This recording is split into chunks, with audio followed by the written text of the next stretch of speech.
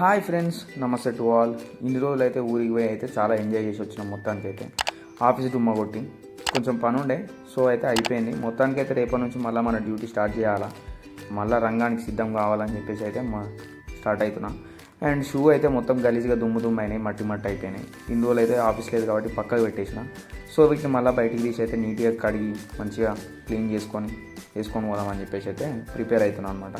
ఎందుకంటే మనం ఏం పని చేస్తున్నాం అని చెప్పేసి కాకుండా ఆ పని తగ్గట్టు ఉండకుండా కొంచెం మంచిగా నీట్గా డిగ్నిటీగా ఉండాలనేదే నా ఆలోచన అనమాట.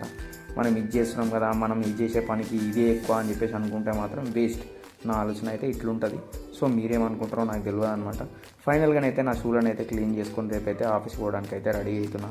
ఎంజాయ్మెంట్ మొత్తం అయితే గుర్తొస్తే బాధ అనిపిస్తుంది.